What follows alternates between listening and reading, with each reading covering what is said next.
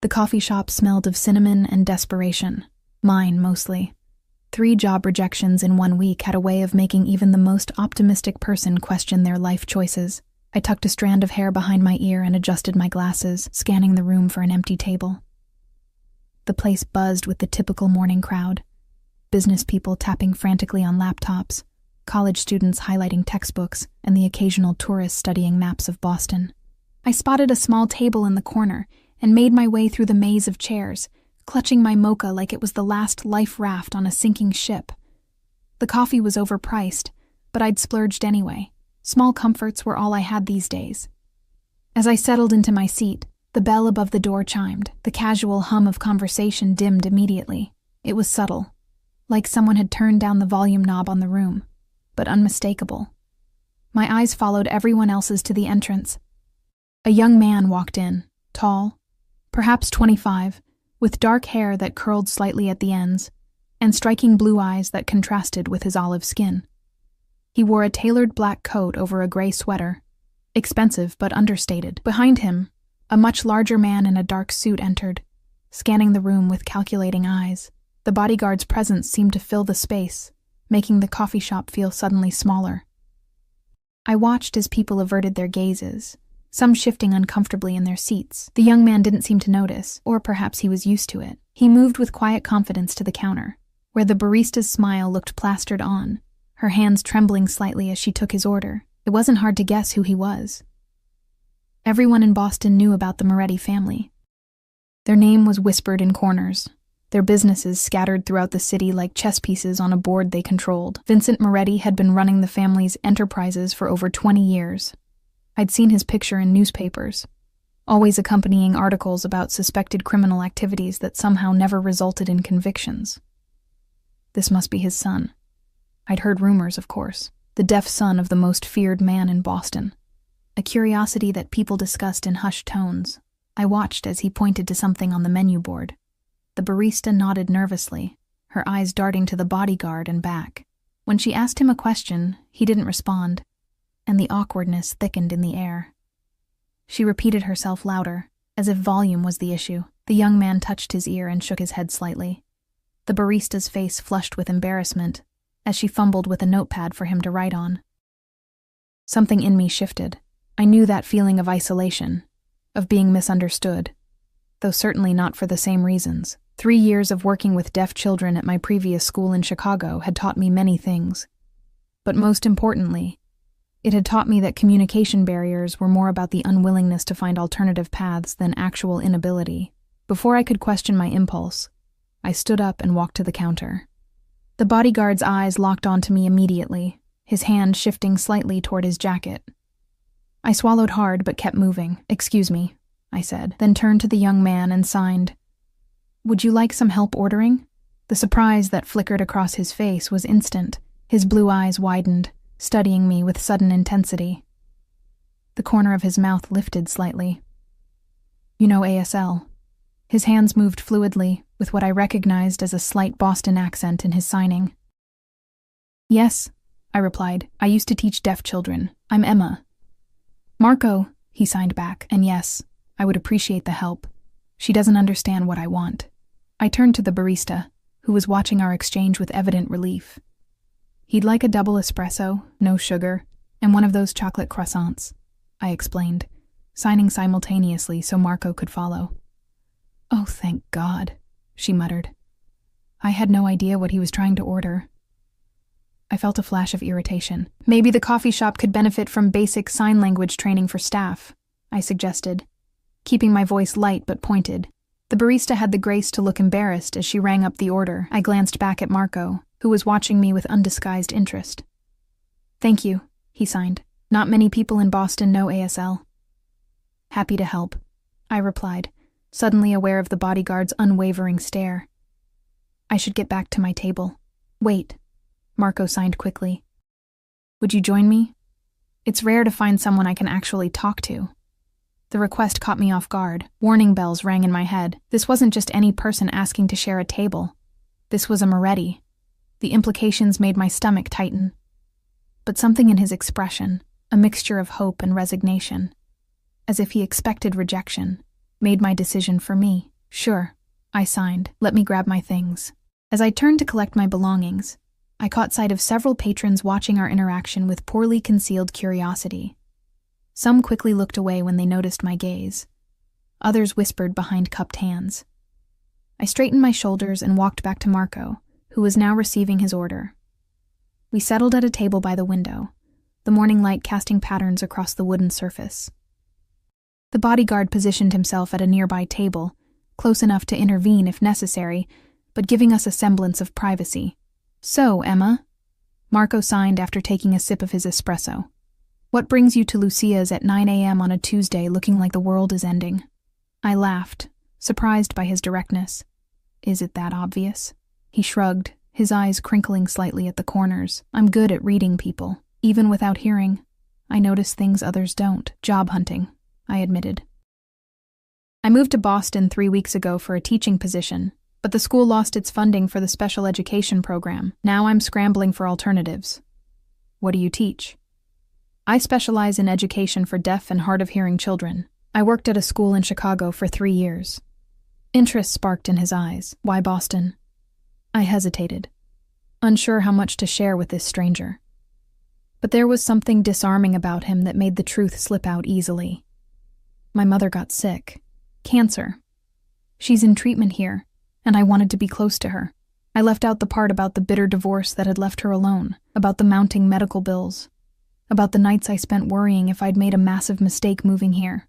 Marco nodded, his expression softening. "I'm sorry. Family is everything." The way he said it, with such conviction, reminded me who I was talking to. To the Morettis, family truly was everything. From what the newspapers reported, their loyalty to each other was legendary, as was their vengeance against those who betrayed them. "What about you?" I asked, eager to shift the conversation. "What do you do?" A shadow crossed his face. "I work for my father." He didn't elaborate, and I didn't push. The implications hung between us like an invisible curtain. "How did you become fluent in ASL?" he asked instead. "My cousin was born deaf. We grew up together, and I learned alongside her. It felt natural to pursue it professionally." I took a sip of my cooling mocha. "When did you lose your hearing?" "I was born with partial hearing," he explained, his signs measured and precise. "A fever when I was 4 took the rest. My father hired the best teachers, but..." He glanced around the coffee shop. "Most people don't bother to learn how to communicate with me. They talk to Anthony instead." He nodded toward the bodyguard. The sadness underlying his matter-of-fact statement tugged at something in my chest. I recognized the isolation he described, though I imagined it was compounded by who his family was. People already feared the Morettis. The communication barrier gave them another reason to keep their distance. "Their loss," I signed, then immediately felt foolish for the platitude. But Marco smiled, a genuine smile that transformed his face, making him look younger and more approachable. "You're different." The intensity of his gaze made heat rise to my cheeks. I looked down at my coffee, suddenly aware of the dangerous territory I was entering. This casual conversation felt significant in ways I couldn't quite articulate. The bodyguard, Anthony, shifted in his seat, checking his watch. He made a subtle gesture to Marco, who nodded. "I have to go," Marco signed, disappointment evident in his expression. "Business meetings, the bane of my existence." I nodded, ignoring the strange twinge of regret I felt. This was for the best. One pleasant conversation with Marco Moretti was already one more than was prudent. He hesitated, then reached into his coat pocket and pulled out a sleek business card holder. He withdrew a card and placed it on the table between us. "If you're looking for a job, my family's foundation runs a school for deaf children in the North End. They're always looking for qualified teachers." His fingers lingered on the card. No pressure. Just an option. I stared at the card. Moretti Family Foundation was embossed in elegant script, with an address and phone number beneath. My throat tightened. A job. Exactly what I needed. But working for the Morettis, thank you. I signed, taking the card carefully.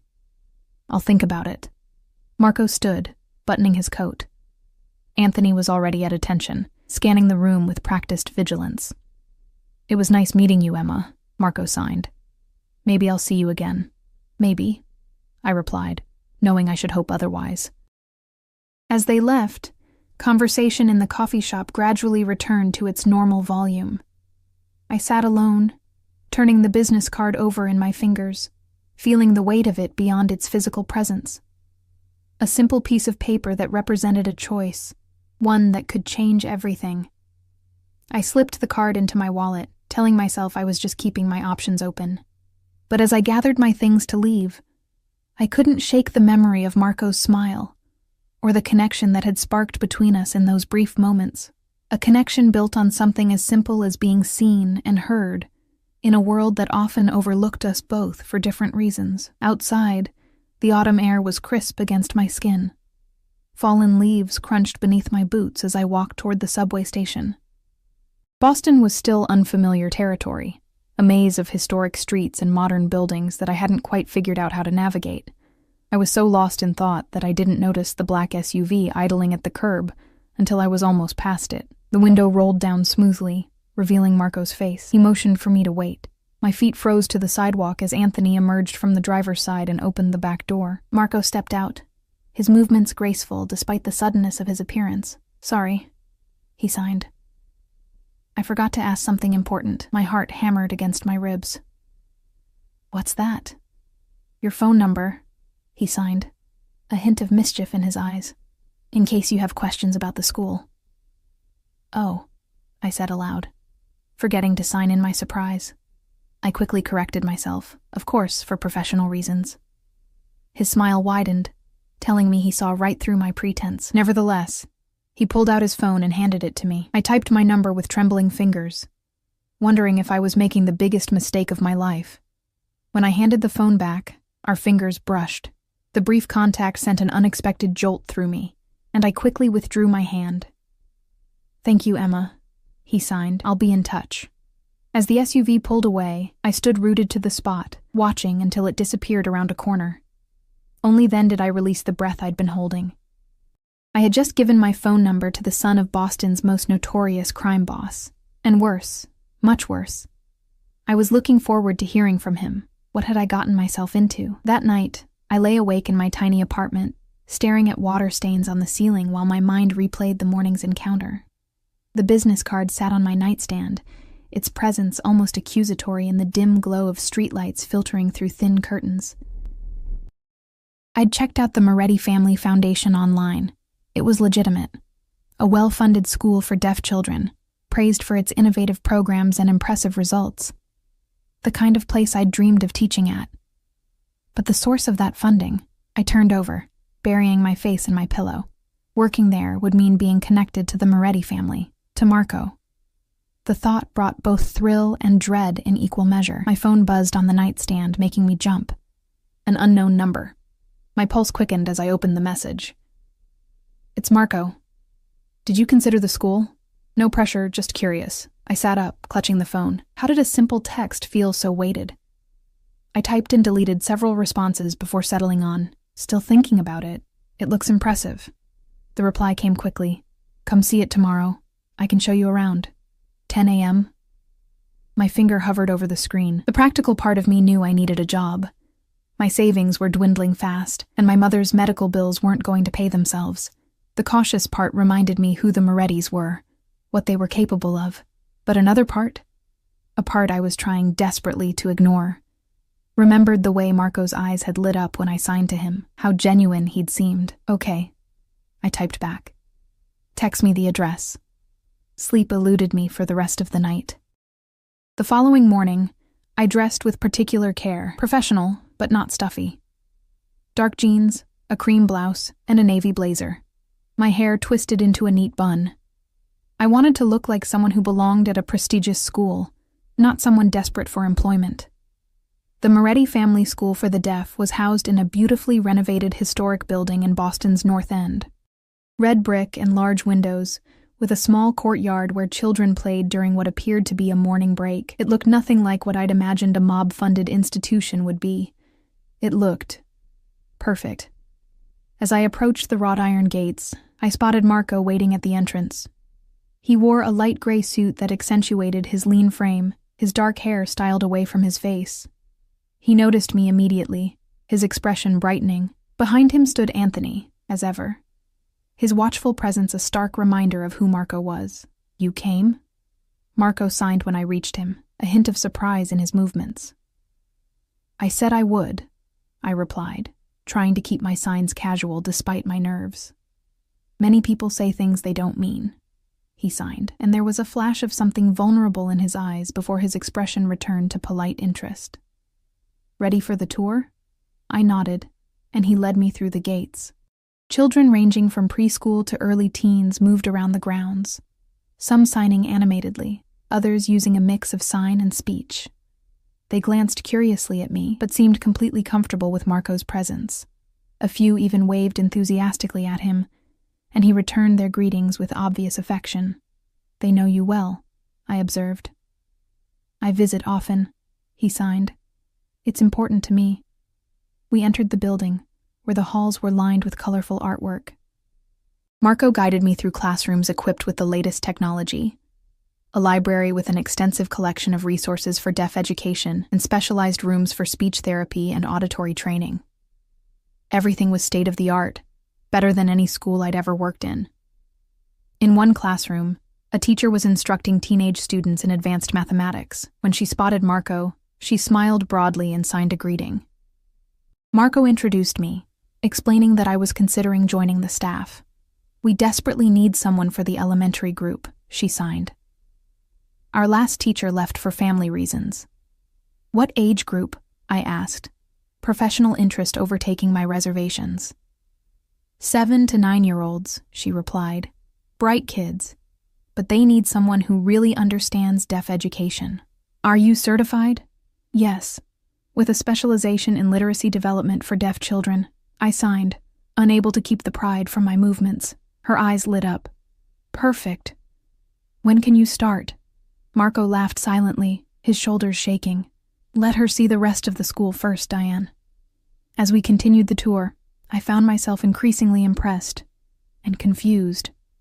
Everything about the school was legitimate, focused genuinely on providing quality education. The teachers were passionate, the facilities exceptional. It was difficult to reconcile with what I knew about the family behind it. We ended in a small garden at the back of the building, a peaceful space with benches and flowering plants. Anthony positioned himself near the door, giving us the illusion of privacy. "What do you think?" Marco asked, studying my face. "It's amazing," I admitted. "Better than anywhere I've taught before." He smiled, satisfaction evident in his expression. "The position is yours if you want it." I hesitated, the question burning inside me until I couldn't contain it any longer. "Why does your family run this school?"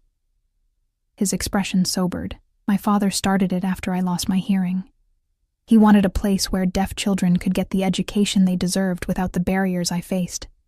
His hands moved with careful precision. "Not everything my family does is what you read in newspapers." I knew I should leave it there, accept the explanation and make my decision.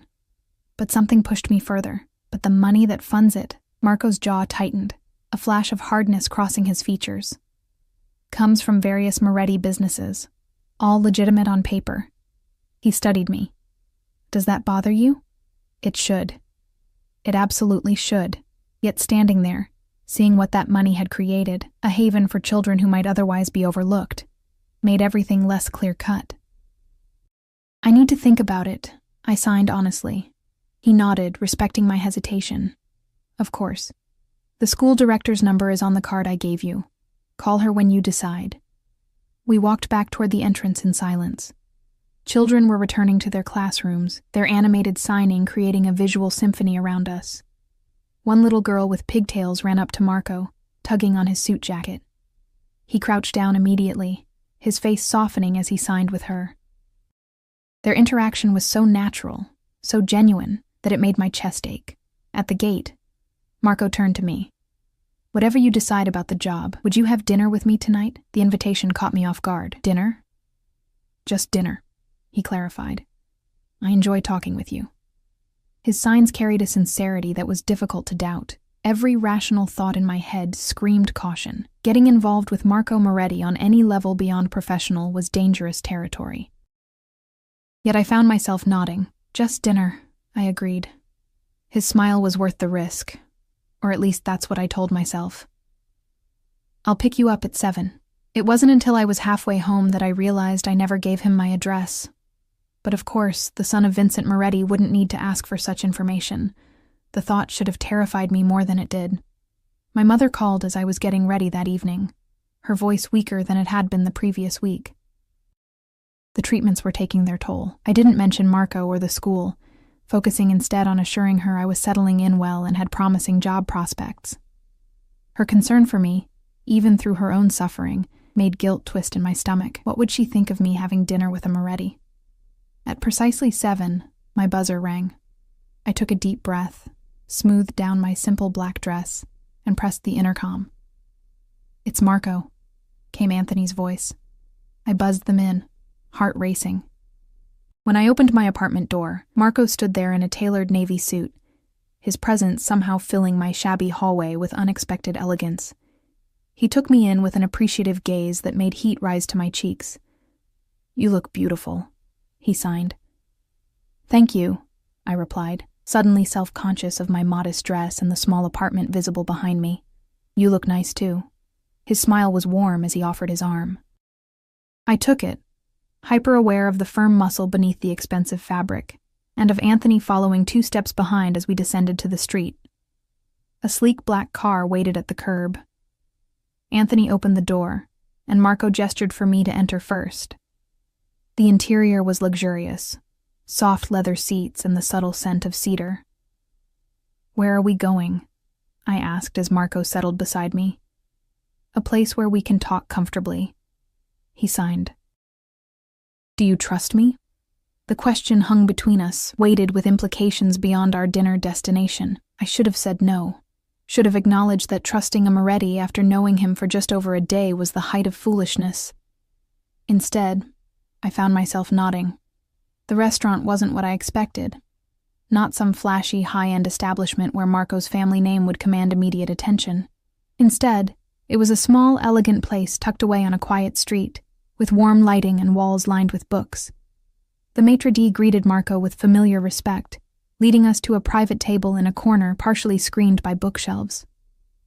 What surprised me most was when the man signed a greeting to Marco, his movements fluid and natural. "We're regulars," Marco explained, noting my expression. "The owner's daughter is deaf. He made sure all his staff learned ASL." Once seated with Anthony at a discreet distance, Marco handed me a menu. "Order anything you want. Their seafood is excellent." The prices made me wince internally, but I chose a simple pasta dish while Marco selected something in rapid signing with the waiter.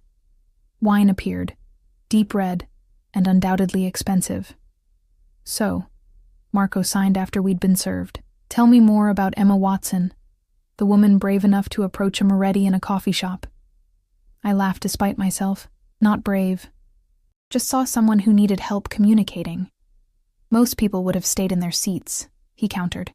"What brought you from Chicago to Boston, really?" Beyond your mother's illness, his perceptiveness was unsettling. I took a sip of wine, considering how much to share. I needed a fresh start, I admitted. My fiancé and I broke up 6 months ago. Then my mother got sick. It seemed like the right time to make a change.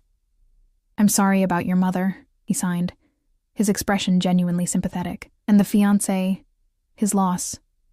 The compliment made me flush. "What about you?" I deflected. "Have you always worked for your father?" A shadow crossed his face. "Since I was 18. It's expected." His signs became more measured, controlled. "My father believes family business stays in the family. Is that what you want?" I asked, bold from the wine and the intimate setting. Marco's eyes met mine, intense and unreadable. What I want has rarely been relevant. The answer sent a chill through me, a reminder of the world he inhabited.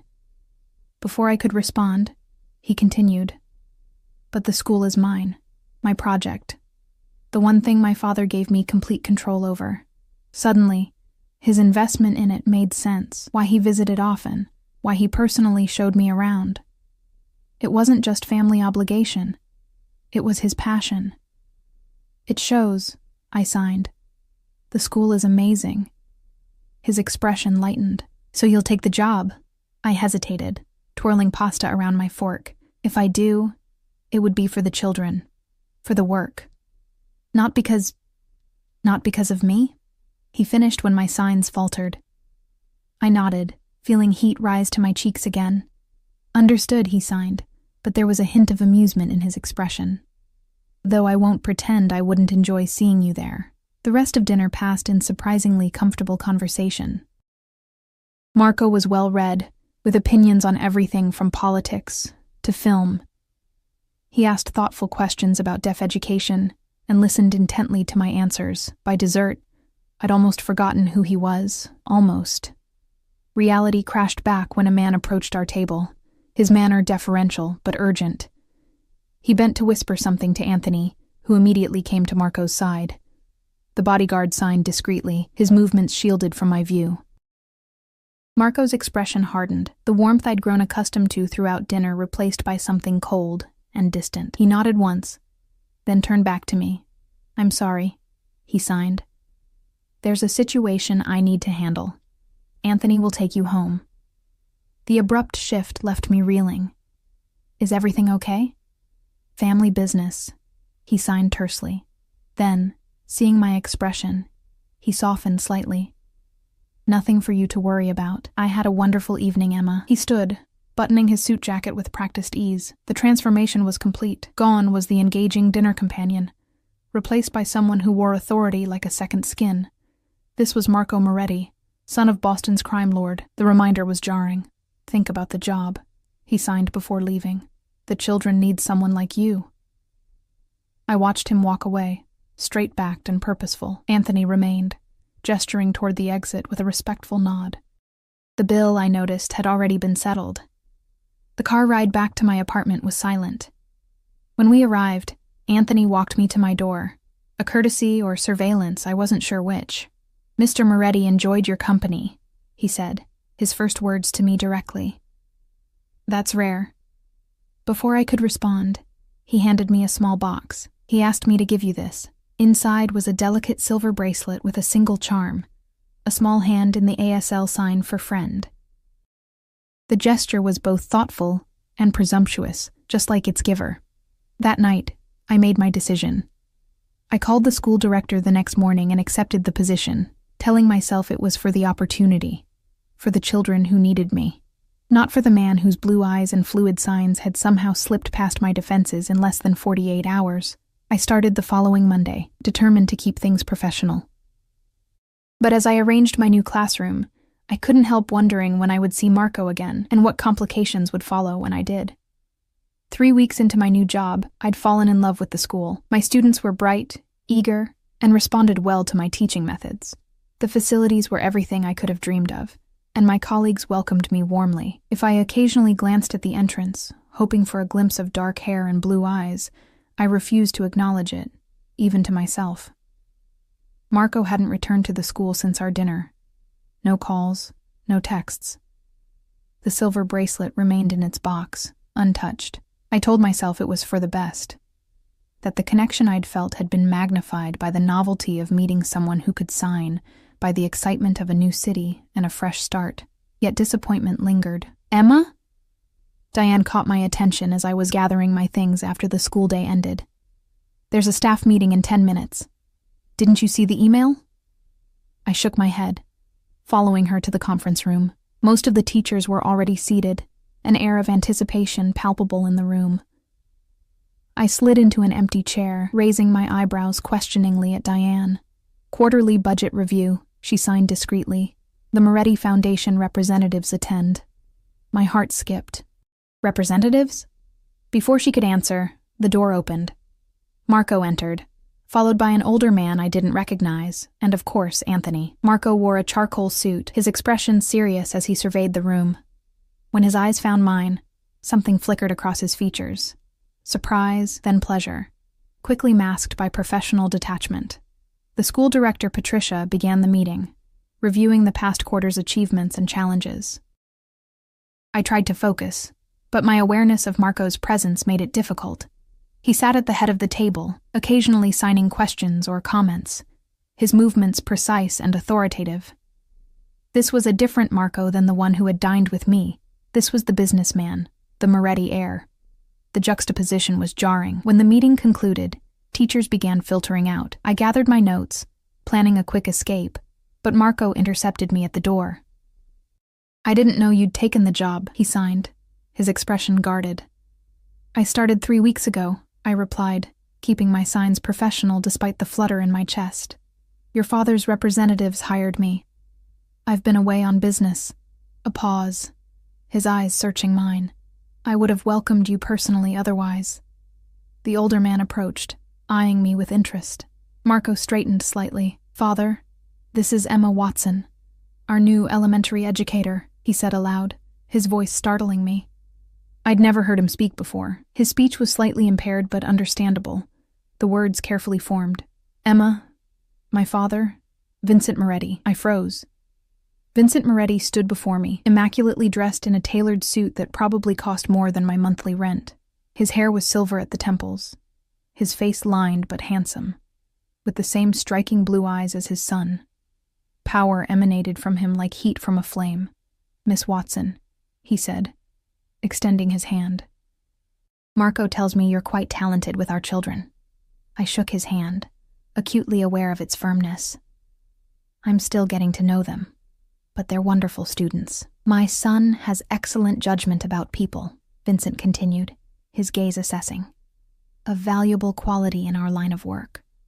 Marco shifted slightly, signing something to his father that I couldn't quite catch. Vincent's eyes narrowed, but he nodded. "We're having a family dinner this Sunday," Vincent said, returning his attention to me. "Marco would like you to attend." It wasn't a request, it was a statement of fact. I glanced at Marco, whose expression remained carefully neutral.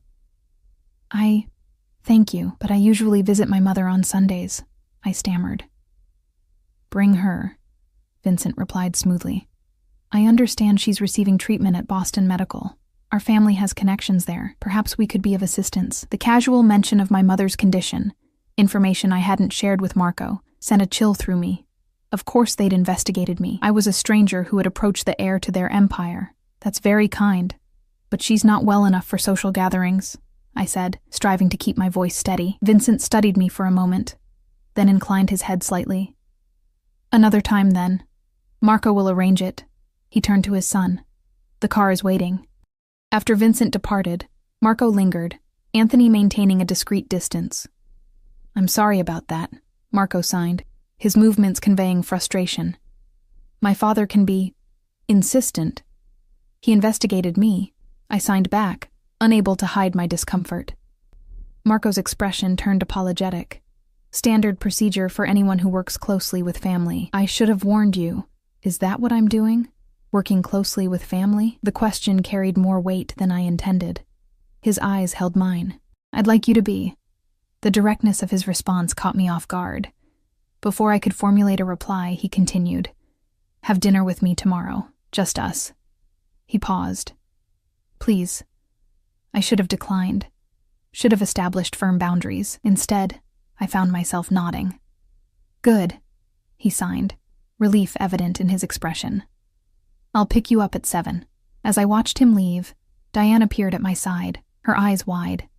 "Vincent Moretti knows who you are," she signed rapidly. "Do you realize how unusual that is?" I did, and that knowledge sat uneasily in my stomach long after I returned home.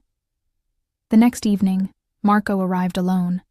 No Anthony, no black car with tinted windows. Instead, he drove himself in a sleek Audi, dressed casually in dark jeans and a gray sweater that made his eyes appear even bluer. The transformation from businessman to just Marco was disarming. "No bodyguard tonight?" I signed as we walked to his car. "I negotiated a night off," he replied with a wry smile. It wasn't easy. He drove us to a small Italian restaurant on the waterfront, far from the tourist areas. The owner greeted him warmly, leading us to a table on a private terrace overlooking the harbor. Marco ordered in fluid Italian, his hands occasionally moving in gesture as he spoke. "This place reminds me of home," he signed when the owner left. "My grandmother's cooking." "You speak Italian too," I observed. "And English." "That's impressive for someone who lost their hearing young." "My father insisted," he explained, reading lips, speech therapy, multiple languages. He was determined my deafness wouldn't limit me. There was a complex mixture of emotions in his expression: gratitude, resentment, pride. Was it difficult, growing up as Vincent Moretti's son? Marco considered the question, his fingers absently tracing the stem of his wineglass. Being a Moretti comes with expectations. Being the deaf son of Vincent Moretti, that came with something to prove. And have you proven yourself? I asked, genuinely curious. His smile didn't reach his eyes. Every day, the food arrived. Authentic Italian dishes that tasted like they'd come from a grandmother's kitchen rather than a restaurant. As we ate, Marco gradually relaxed, the weight of his family name seeming to lift slightly from his shoulders. Tell me about your mother, he signed between courses. I hesitated, then decided honesty was best. She has lymphoma. The prognosis is uncertain. I swallowed hard. The treatments are expensive, even with insurance. Marco nodded, his expression softening. That's why you needed the job so badly. One of the reasons, I admitted. He was quiet for a moment, seeming to debate something internally. Let me help. I stiffened immediately. I don't want charity. Not charity, he clarified quickly. We have connections at the hospital. Better doctors, experimental treatments, no strings attached. There are always strings, I signed, my movements sharp with sudden anger, especially with your family. As soon as the words left my hands, I regretted them. Marco's expression closed off, the openness of moments before replaced by careful control. I'm not offering Moretti money, he signed after a tense pause. I'm offering access to resources that could help your mother. But if you'd rather maintain your moral high ground than accept help that could save her life, that's your choice. Shame washed over me, followed by confusion. Was I being proud or prudent? Where was the line between accepting help and becoming indebted to a family like the Morettis? I'm sorry, I signed eventually. It's complicated. His expression softened. Life usually is. He reached across the table, his fingers brushing mine briefly. Think about it. The offer stands, no matter what. No matter what. The phrase lingered in my mind. No matter what happened between us. No matter if I reciprocated the interest I saw in his eyes. The rest of dinner passed in lighter conversation. Marco told stories about the school's founding, about his travels, about books he'd read recently. I found myself laughing, relaxing into his company despite all my reservations. When he suggested a walk along the harbor afterward, I agreed readily. The night was cool, stars visible despite the city lights. We strolled in comfortable silence, our hands occasionally brushing. The contact sent small shocks through me each time. Eventually, we stopped at a secluded viewpoint, the city's skyline glittering across the water. I've missed talking with you, Marco signed, turning to face me. These past weeks, I wanted to see you, but there were complications. What kind of complications? I asked, aware of how close we were standing, of the intensity in his gaze. Family business, he replied. The standard answer, then surprising me. A territorial dispute that needed resolution. My father sent me to New York to handle it. The casual reference to what was almost certainly illegal activity should have repulsed me. Instead, I found myself appreciating his honesty, however limited. Why me, Marco? I signed. The question that had been burning inside me since our first meeting. Why are you pursuing this, whatever this is? His expression turned serious, contemplative. When you first signed to me in that coffee shop, you saw me. Not the Moretti heir, not the deaf man everyone avoids, just me. He paused. Do you know how rare that is in my world? The raw honesty in his eyes made my chest tighten. I understood isolation, had felt it acutely since moving to Boston. But Marco's isolation was different, built of fear, deference, and communication barriers all at once. Before I could respond, he stepped closer, one hand gently cupping my cheek. His eyes asked a question, and despite every rational thought screaming caution, I nodded slightly. His lips met mine, soft and tentative at first, then with growing intensity as I responded. His arms encircled me, strong and secure, and I felt myself melting into him, all reservations temporarily forgotten. When we finally broke apart, both slightly breathless, Marco's eyes were dark with emotion. "I've wanted to do that since I saw you in that coffee shop," he signed. I laughed softly. That would have been forward, even for a Moretti. His answering smile was everything I'd been trying not to want. We walked back to his car, hand in hand, the night air cool against my flushed skin. The drive to my apartment was charged with unspoken tension, his hand occasionally finding mine across the console. At my door, he kissed me again, deeper and more urgent. It would have been so easy to invite him in, to let whatever was building between us continue its natural progression. Instead, I pulled back slightly. "This is complicated," I signed, my hands unsteady. "Yes," he agreed, not pretending to misunderstand. "But worth exploring, I think." As I watched him drive away, I touched my lips, still tingling from his kiss. I was falling for Marco Moretti, a man whose world was so far removed from mine that it might as well have been another planet. A man whose family business operated outside the law. A man who, despite everything, made me feel seen in a way no one else ever had. The next day at school, I threw myself into teaching, trying to focus on the children, rather than thoughts of Marco. I was helping a student with a reading exercise when Patricia appeared at my classroom door. "Emma, can I see you in my office?" she asked, her expression unreadable. In her office, I found not only Patricia but also a man in a suit I didn't recognize. His posture and the way his eyes scanned the room reminded me of Anthony. "Emma, this is Mr. Russo," Patricia said, her usual warmth notably absent. "He has some questions for you." Mr. Russo smiled thinly. "Miss Watson, I work for the Moretti family, specifically for Mr. Vincent Moretti." My stomach dropped. "What is this about?" "Mr. Moretti is concerned about your growing closeness with his son," Russo said, the euphemism hanging delicately in the air. "He wishes to understand your intentions." Anger flashed through me. My intentions?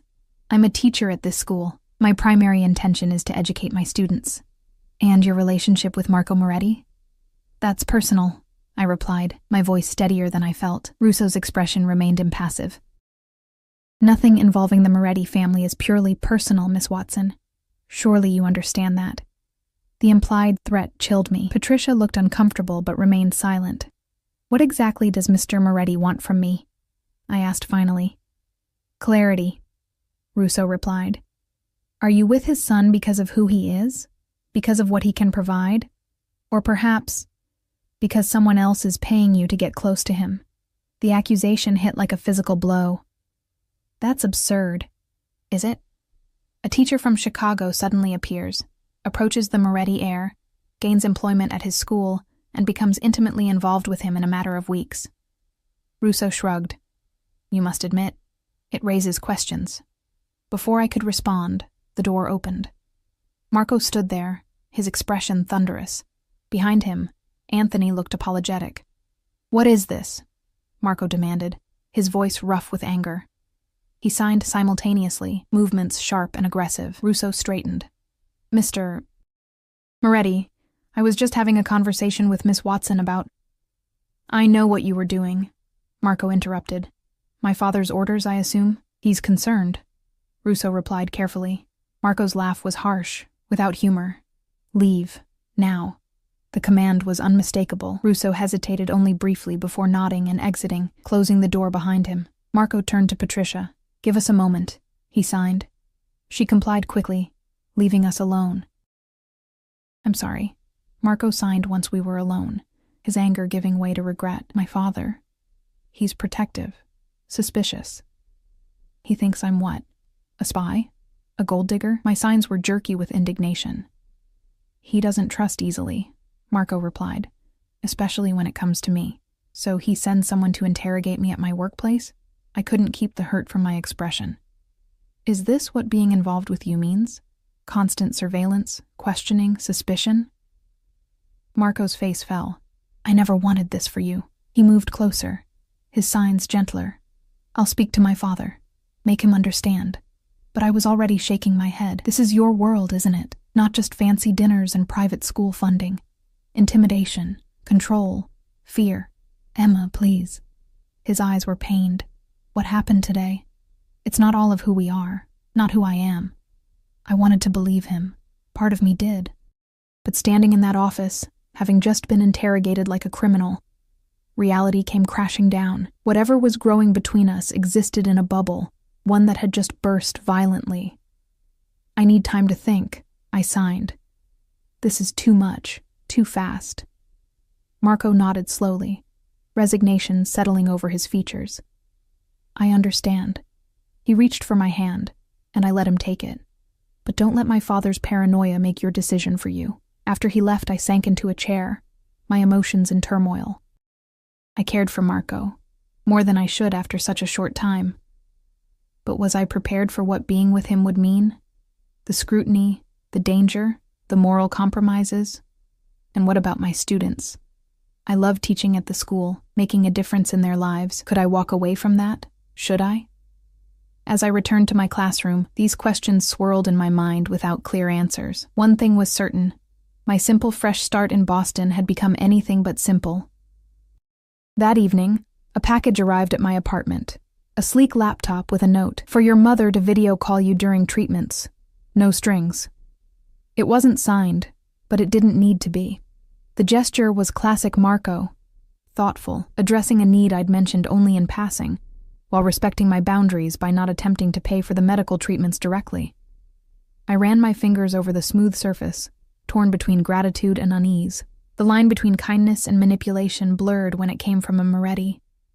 Yet something told me Marco's intentions were genuine, whatever his father's might be. I slept fitfully that night, dreams filled with shadowy figures and blue eyes that watched me from a distance. For a week, I maintained my distance from Marco. I taught my classes, visited my mother, and tried to sort through my conflicted feelings. The laptop proved invaluable. My mother's face lighting up on the screen during her long treatment sessions brought a joy I couldn't regret, whatever its source. Marco respected my request for space, though Anthony's occasional presence near the school reminded me I was still being watched. The realization should have angered me more than it did. Instead, it felt almost like protection, misguided, but well-intentioned. On Friday afternoon, as I was preparing to leave school, Patricia called me into her office. Her expression was grave as she gestured for me to sit. "Emma, I've received some concerning information," she began. "Your background check shows inconsistencies." I stiffened. What inconsistencies? She slid a folder across her desk.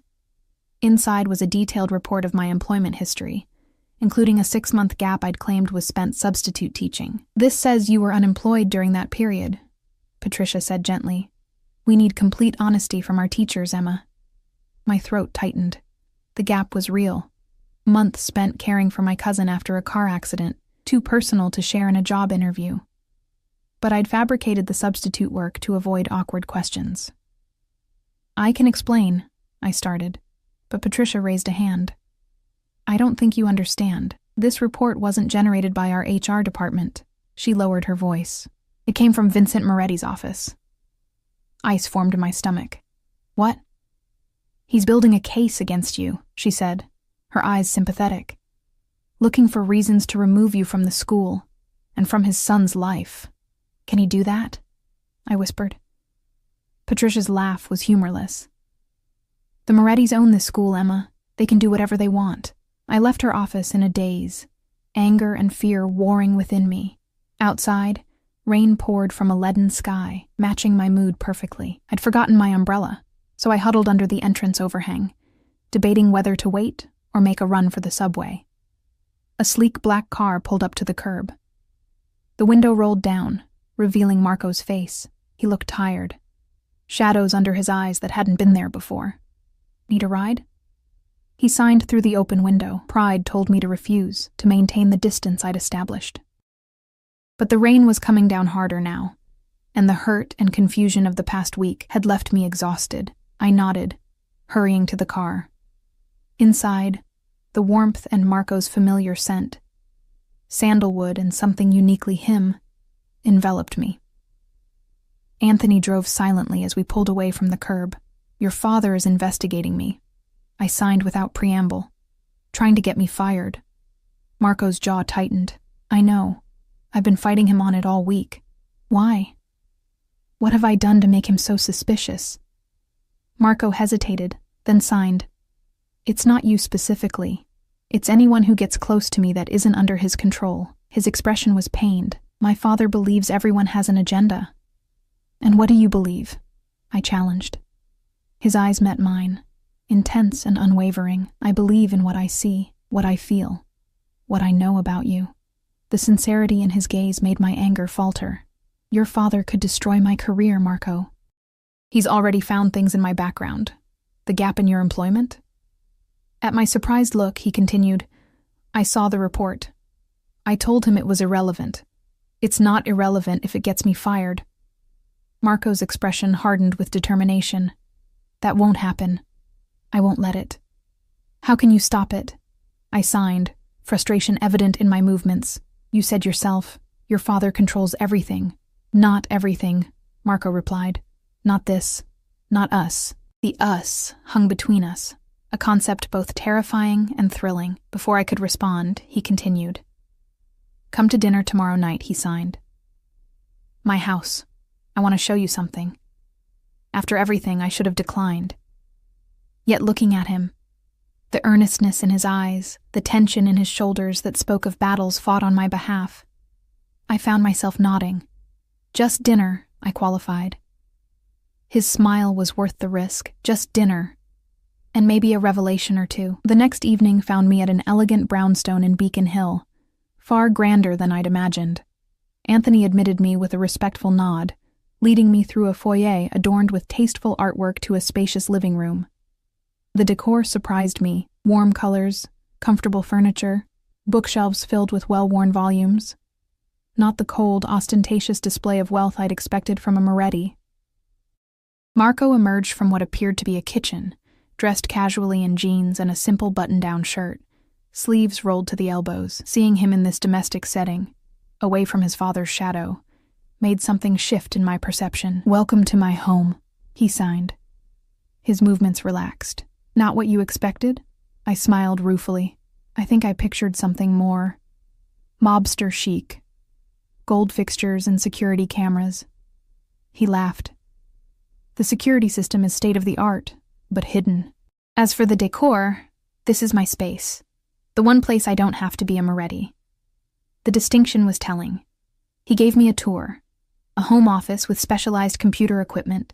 A small gym. A kitchen where something delicious simmered on the stove. Everything spoke of careful curation, of a sanctuary created with intention. You cook?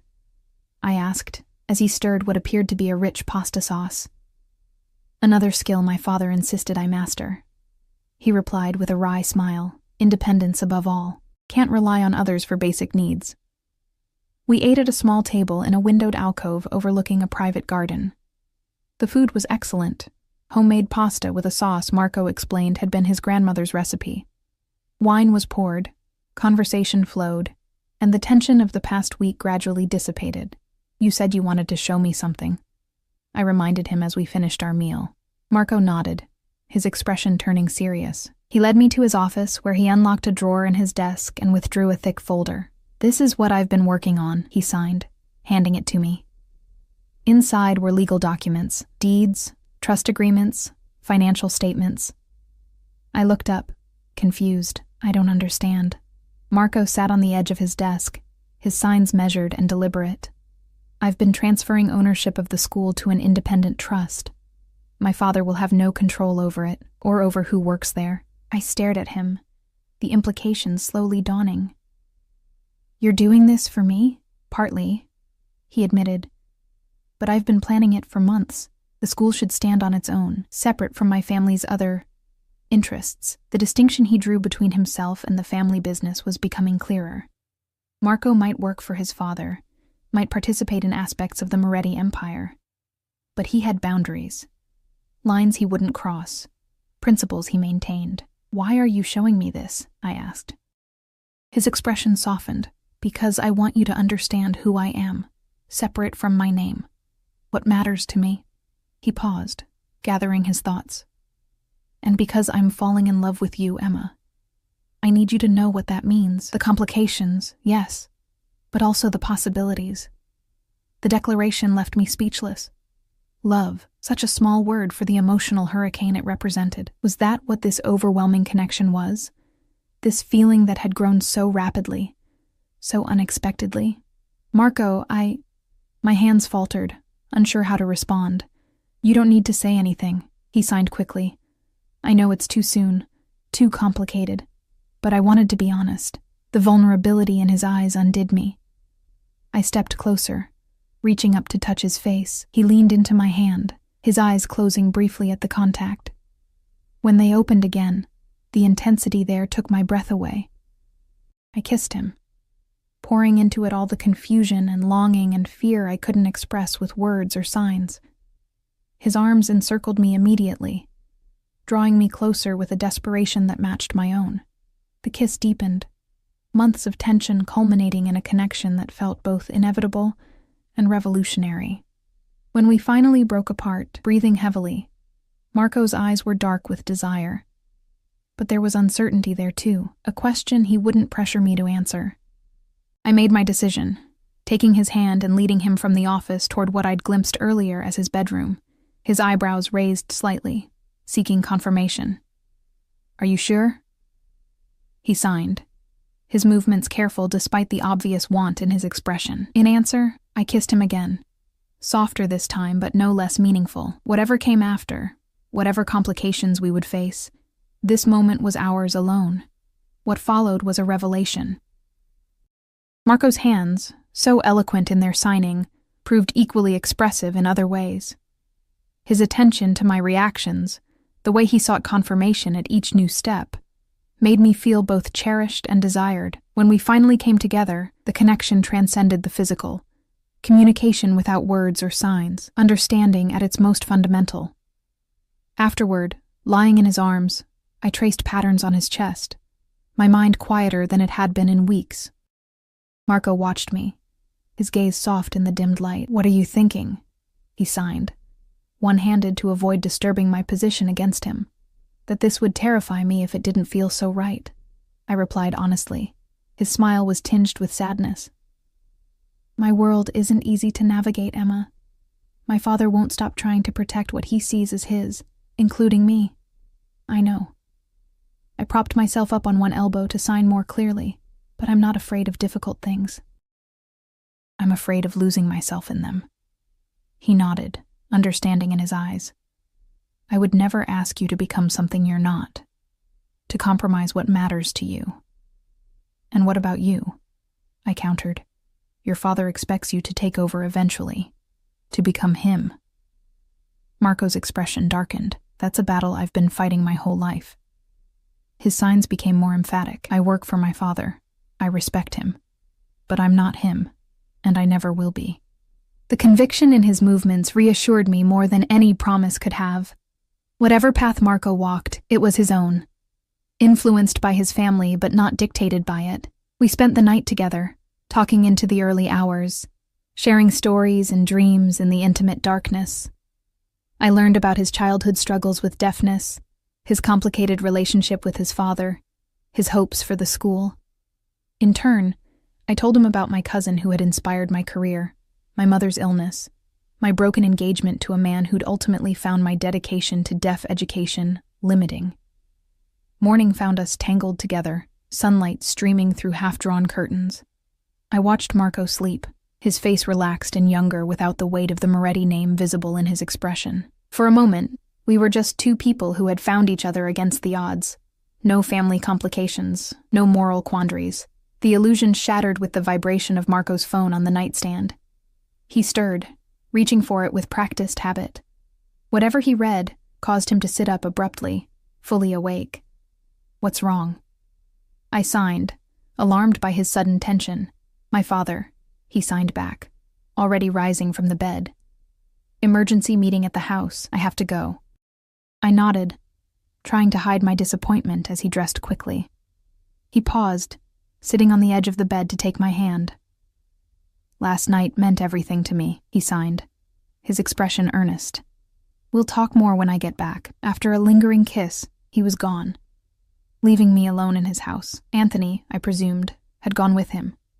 The sudden solitude felt strange after the intimacy of the night. I showered and dressed, finding my way to the kitchen where I discovered a coffee maker and helped myself. As I sipped from a mug, wandering the living room and examining Marco's book collection, the front door opened. Expecting Marco, I turned with a smile that died instantly. Vincent Moretti stood in the doorway, impeccably dressed despite the early hour. His eyes took in my presence, wearing yesterday's clothes, clearly having spent the night, with cold calculation. "Miss Watson," he said, his tone deceptively mild. "How convenient to find you here." Fear prickled along my spine, but I lifted my chin, refusing to show it. "Mr. Moretti, Marco had to leave for a meeting with you." Yes, a situation that required his immediate attention. Vincent stepped further into the room, closing the door behind him, which gives us an opportunity to speak privately. I set down my coffee cup, my hand trembling slightly. "What do you want to talk about?" Vincent smiled, the expression not reaching his eyes. "My son, of course, and your rapidly developing relationship with him. With all due respect, that's between Marco and me. Nothing involving my son is that simple." Vincent replied, moving to sit in an armchair. He gestured for me to take the seat opposite. "It wasn't a request. Please join me. This won't take long." I sat reluctantly, my back straight and tense. Vincent studied me for a moment, his gaze unsettlingly similar to Marco's but lacking the warmth. "Do you know why I created that school, Miss Watson?" The question caught me off guard. "For Marco." After he lost his hearing, Vincent nodded. "My son faced a world that would see his deafness as a weakness. I refused to allow that." His expression hardened. "Everything I've built, everything I've done, has been to protect my family, to ensure Marco would never be vulnerable." "He's not vulnerable," I countered. "He's one of the strongest people I've ever met. Yes, because I made him that way." Vincent leaned forward slightly, "But he has one persistent weakness. His heart. His desire to see the good in people." I bristled at the implication. "And you think I'm exploiting that? I think my son is infatuated with a woman who appeared suddenly in his life, who happens to speak his language, who needed a job that we conveniently provided." Vincent's voice remained calm, which somehow made it more threatening. "A woman whose background investigation reveals interesting gaps and inconsistencies." "You mean the 6 months I spent caring for my cousin after her accident?" I challenged. "Is that the great secret you think gives you power over me?" Surprise flickered briefly in his eyes. "Marco told you about the investigation." "Yes, he did, because unlike you, he trusts me." Vincent smiled thinly. "Trust is a luxury in our world, Miss Watson. One we cannot always afford." "It's not a luxury," I insisted. "It's a foundation. Something Marco understands even if you don't." His expression hardened. "Let me be direct. I've come to offer you a proposition." My stomach sank. "What kind of proposition?" $1 million, Vincent said simply. "To leave Boston. Leave my son's life completely. No contact. No goodbyes. Just disappear." The amount shocked me. More money than I could hope to earn in decades of teaching. Money that could pay for my mother's treatments, secure her future care, solve so many problems. Vincent saw the calculation in my eyes. "Think of your mother, Emma. The experimental treatments she could access.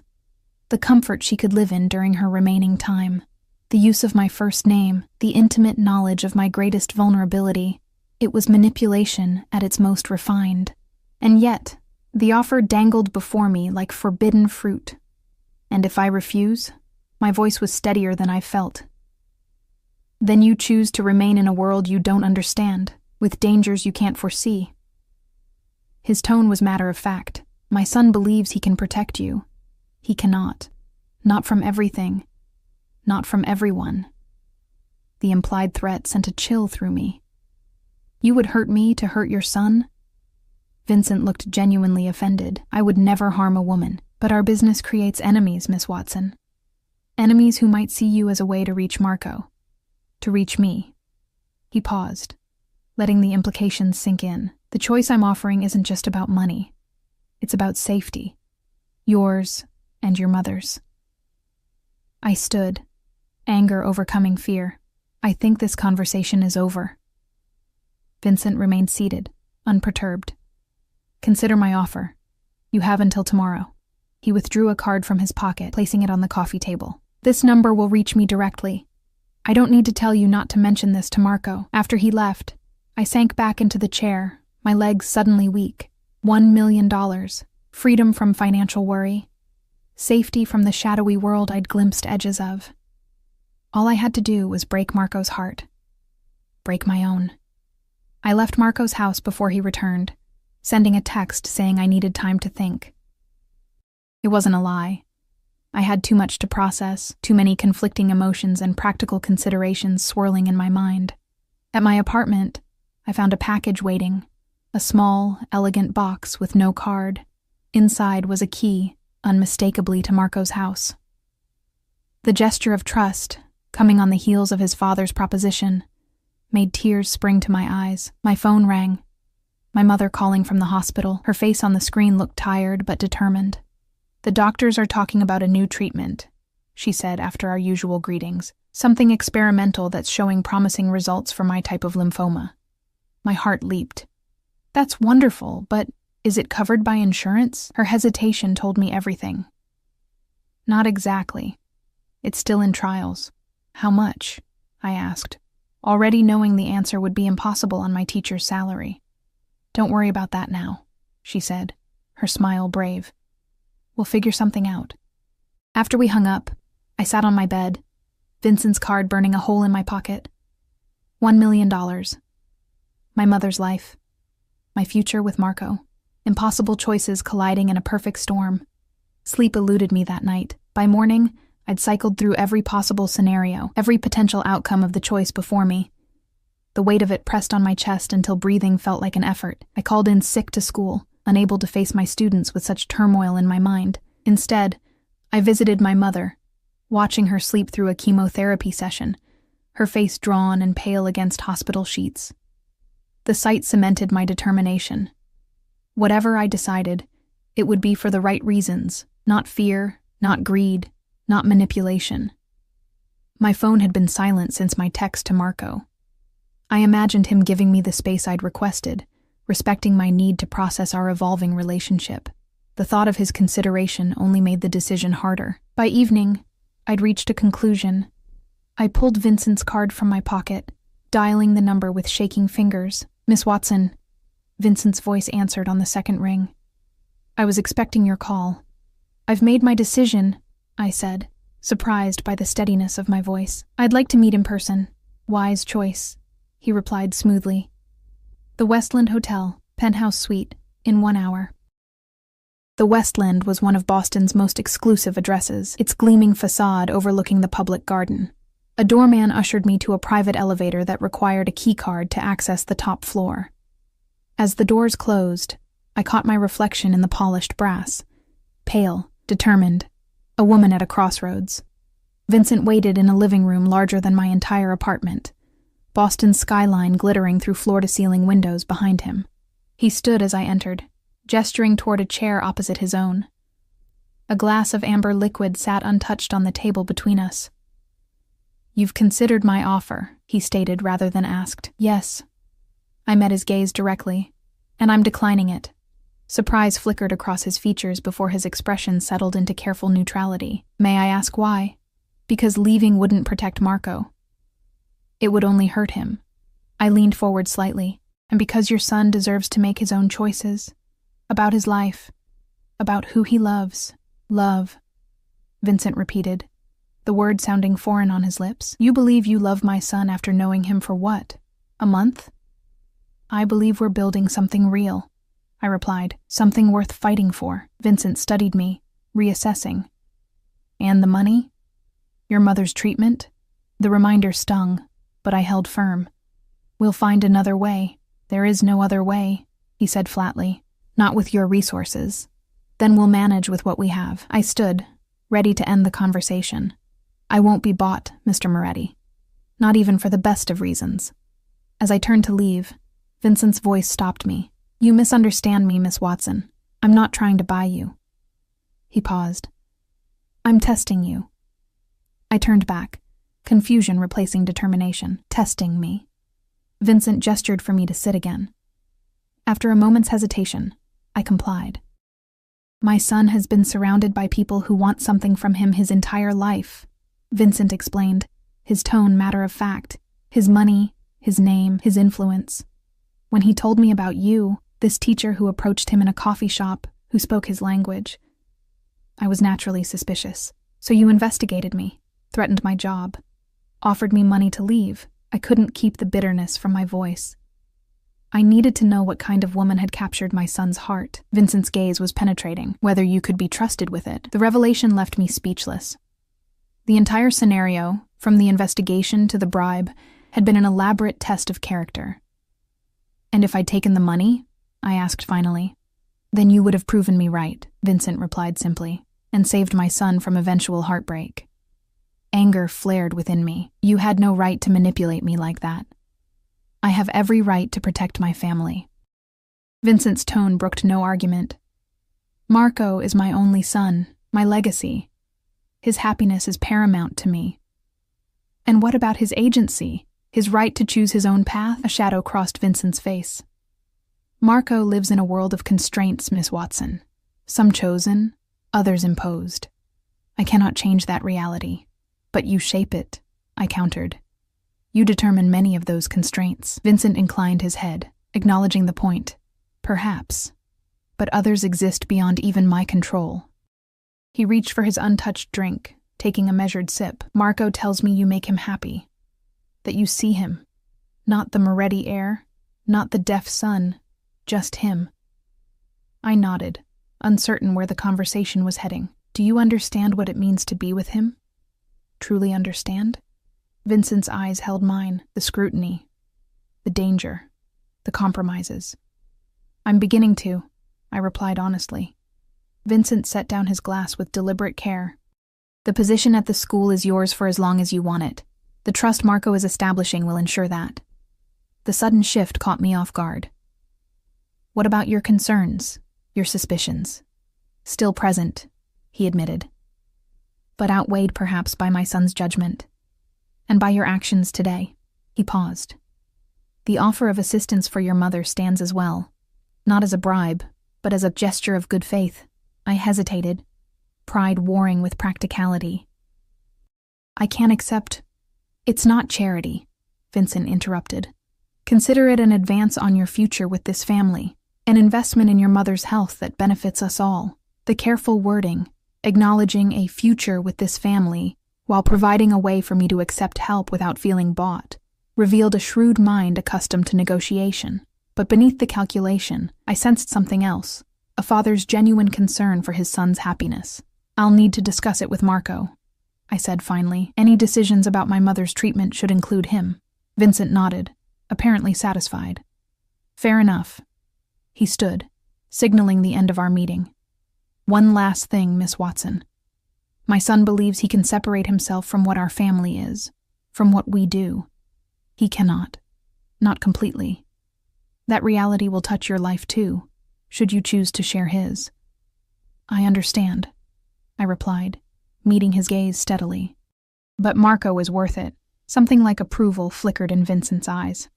Then we understand each other. As I left the hotel, the night air cool against my flushed face, I felt as though I'd passed through some kind of crucible. The test hadn't ended with rejecting the money. It had extended to this final conversation, this acknowledgement of what being with Marco truly meant. My phone buzzed with an incoming text from Marco. Can I see you? I need to know you're okay. Instead of responding, I hailed a cab and gave the driver Marco's address. 20 minutes later, I stood at his door, key in hand, but hesitant to use it. I knocked instead. Marco opened the door almost immediately, relief washing over his features at the sight of me. He wore casual clothes, his hair slightly disheveled as if he'd been running his hands through it repeatedly. I was worried. He signed. You disappeared, then called in sick to school. I needed time. I signed back. To think. To decide. His expression grew guarded. Decide what? I took a deep breath. Whether I'm brave enough for this. For us. Hope flickered in his eyes. And? I just met with your father. I signed, watching his expression shift to alarm. He offered me $1 million to leave Boston. To leave you. Marco's face darkened with anger. He had no right. I placed a hand on his chest, stopping him. Let me finish. I said no. The anger in his expression gave way to surprise, then understanding. Yes. He tested I couldn't help but smile at his quick comprehension.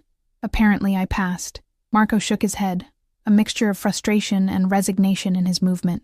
My father's methods are extreme, but his intentions are usually good, in his own way. He loves you, I agreed, enough to make sure the woman in your life is worthy of you. And are you?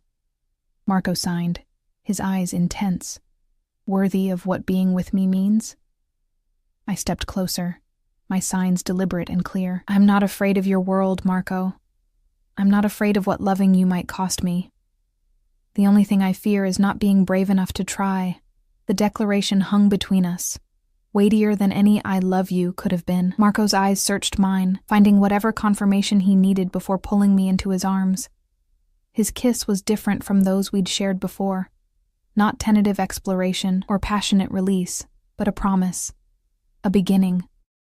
Later, lying in his bed with my head on his chest, his heartbeat steady beneath my ear, I signed against his skin. Your father offered to help with my mother's treatment. As a gesture of good faith. Marco's body tensed slightly. What did you tell him? That I needed to discuss it with you, I replied, shifting to look up at him. I won't make decisions that affect us both without you. His expression softened. Let me help her, Emma. Not because she's your mother, but because she's family now. My family takes care of its own. The words stirred something deep within me. Belonging, security, the sense of finally finding home after years of searching. I nodded, unable to sign with the emotion tightening my throat. Marco traced my cheek gently. What are you thinking? I gathered myself, signing carefully, that I'm falling in love with you too. That whatever comes next, we'll face it together.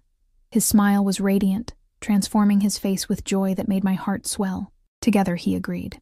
6 months later, my mother sat across from me in the garden of Marco's, now our home. Her color improved, her energy returning as the experimental treatment began to show results. Vincent joined us for dinner, his initial frostiness toward me having gradually thawed to something approaching respect. The school trust was finalized, ensuring its independence from Moretti family business while maintaining the financial support it needed to thrive. My world had expanded in ways I never imagined when I first approached a stranger in a coffee shop. There were still challenges. Whispers when Marco and I appeared at public functions, sideways glances from people who knew his family name, the occasional reminder of the shadier aspects of the Moretti empire that Marco was working to distance himself from. But there were joys, too, profound ones. The satisfaction of watching my students thrive. The deep connection Marco and I continued to build, bridging our different worlds with love and understanding. The sense of family that had formed around us, imperfect, but fiercely loyal. As twilight settled over the garden, Marco's hand found mine under the table, a silent communication more intimate than words or signs. His eyes asked a question I'd answered months ago and continued to answer every day. Was it worth it? This complicated life we'd built together. This love that had emerged from an unexpected moment of connection. I squeezed his hand. My answer unchanged. For him. For us. I would choose this life again and again, complexities and all. The path forward wasn't perfect or simple. The Moretti name still carried its weight of history and expectation. But Marco and I were writing our own story now. One that acknowledged the past without being defined by it.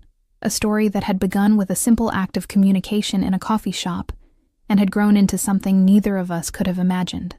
As darkness fell and lights illuminated the garden, casting soft shadows across familiar faces, I felt the rightness of where I was, who I was with. Whatever came next, whatever challenges or joys awaited us, we would face them as we had faced everything since that first meeting, together, speaking a language all our own, finding connection in a world that had once left us both isolated in different ways.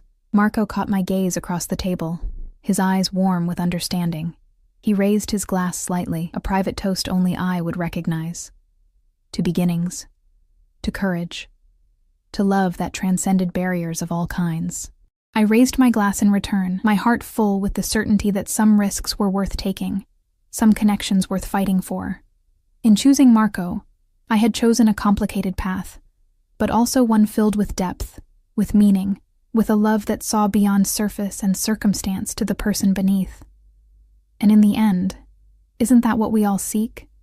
To be truly seen, to be genuinely known, to find someone who speaks our language, whatever that language might be. Marco and I had found that in each other, against all odds, and it had made all the difference.